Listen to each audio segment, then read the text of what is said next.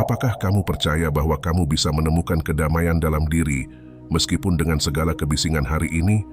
Dalam video ini, kita akan menjelajahi 7 latihan yang mengubah hidup yang ditawarkan oleh Stoikisme untuk membimbingmu menuju kedamaian dalam diri yang sejati yang seringkali tampak sulit dicapai. Ini bukan hanya ide atau teori semata, tetapi hal-hal praktis yang benar-benar bisa kamu lakukan setiap hari. Jika kamu ingin kedamaian dalam kekacauan, tetaplah bersama saya.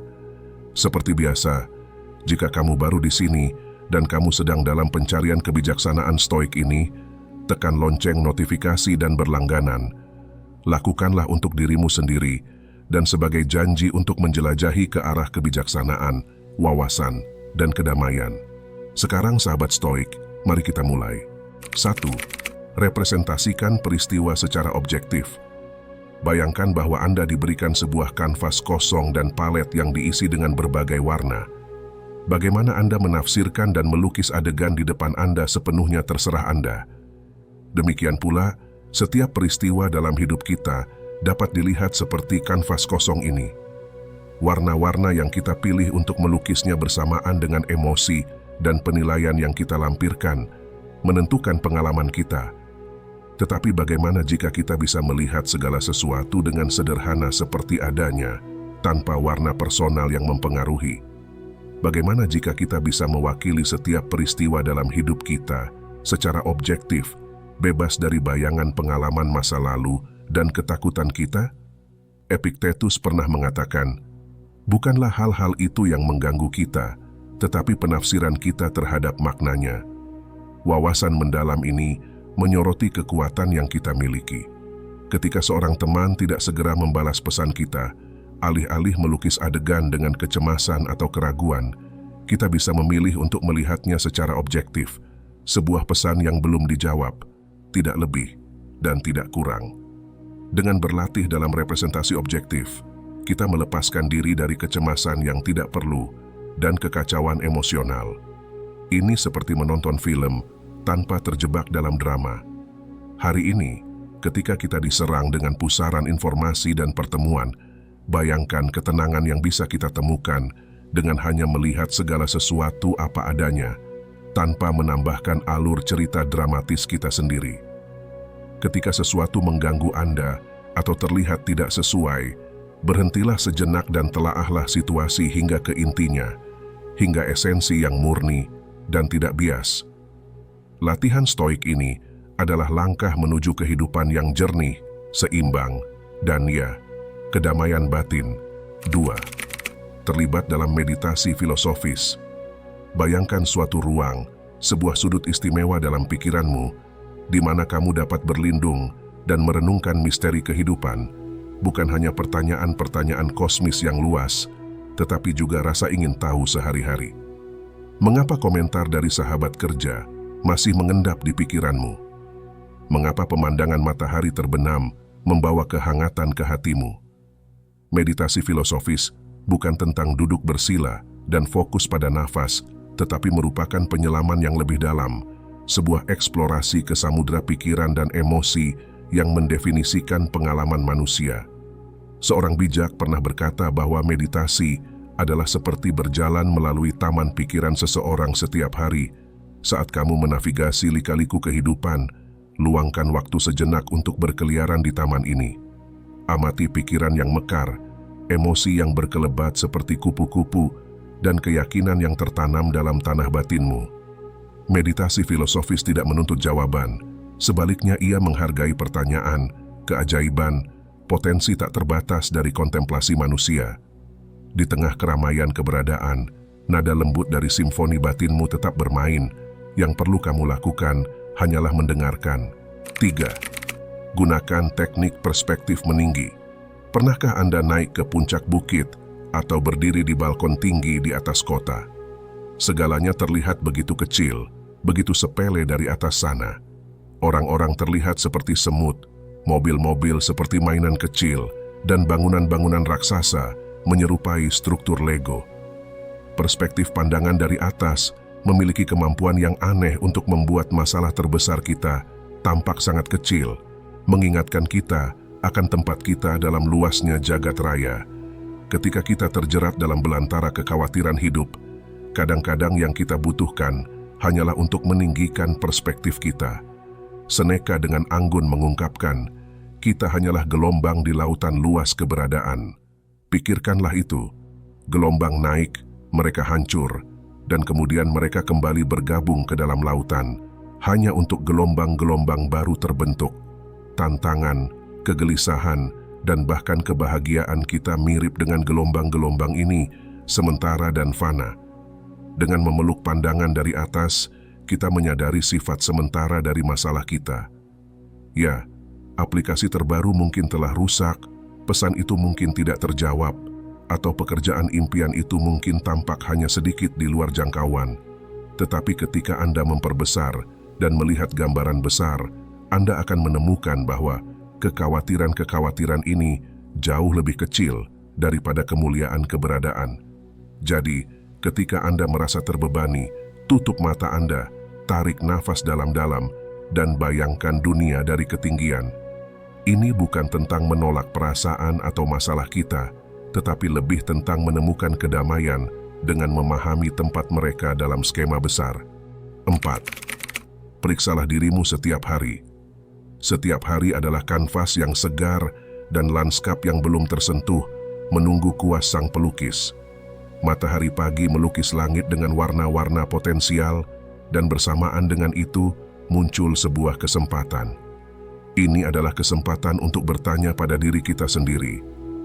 Akan menjadi pelukis seperti apa saya hari ini? Bukan hanya dalam hal kreativitas, tetapi dalam bagaimana kita membentuk reaksi, keputusan, dan interaksi kita.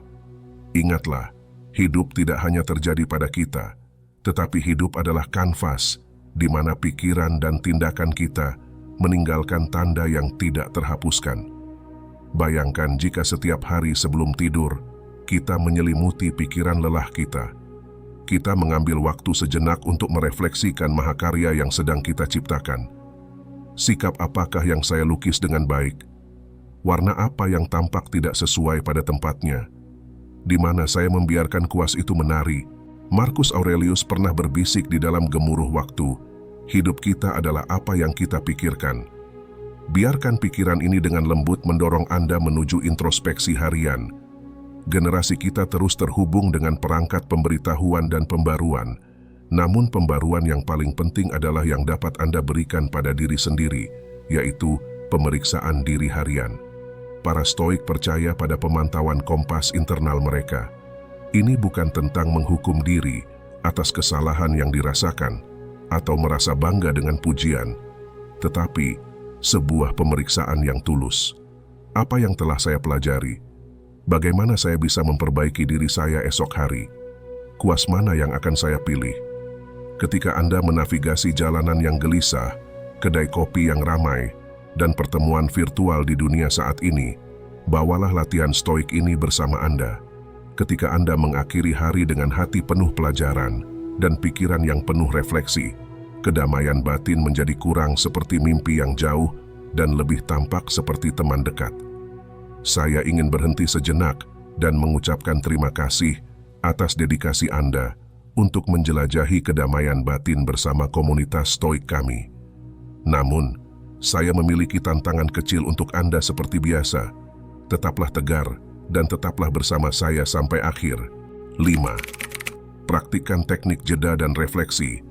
Hidup terkadang terasa seperti kereta api yang melaju cepat dengan pemandangan yang berkejaran begitu cepat, sehingga kita hampir tidak melihat apa-apa sedikit pun. Sebuah pesan muncul dan kita langsung membalasnya.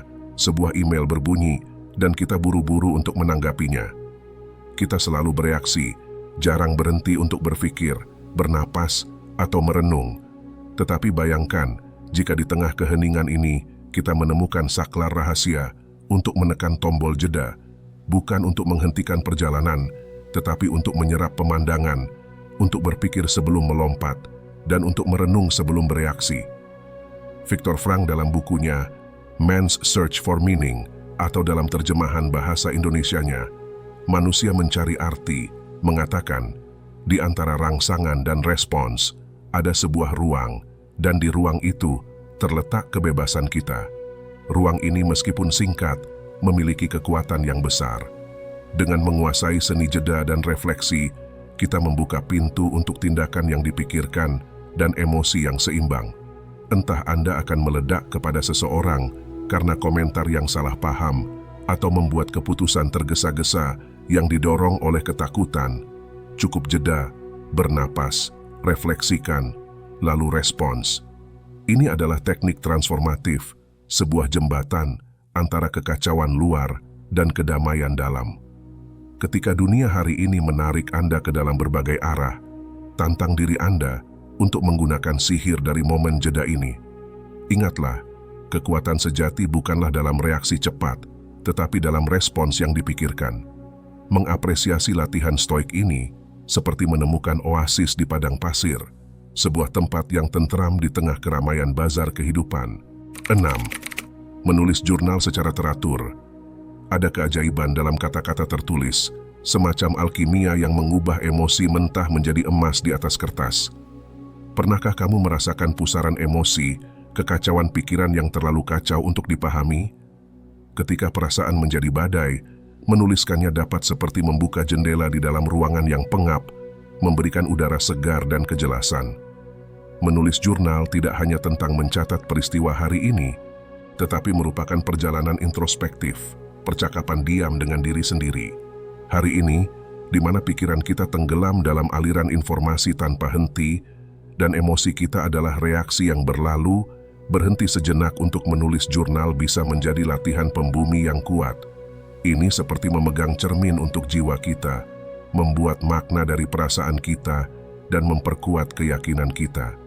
Tidak masalah apakah kamu mengetik di tablet modern atau menggoreskan tinta di buku catatan yang sudah lama. Tindakan menuangkan esensi dirimu ke halaman menawarkan jenis ketenangan yang unik. Jadi, saat matahari terbenam, pertimbangkan untuk menyisihkan beberapa saat tenang untuk merangkul praktik stoik kuno ini. Pulpen di atas kertas atau jari di atas tombol mungkin hanya menjadi simfoni diam dari ketenangan batin. 7. Bedakan antara peristiwa yang dapat dikendalikan dan yang tidak. Kemacetan lalu lintas, penerbangan yang tertunda, hujan saat piknik. Kehidupan seringkali menyajikan kita dengan skenario yang tidak kita rencanakan.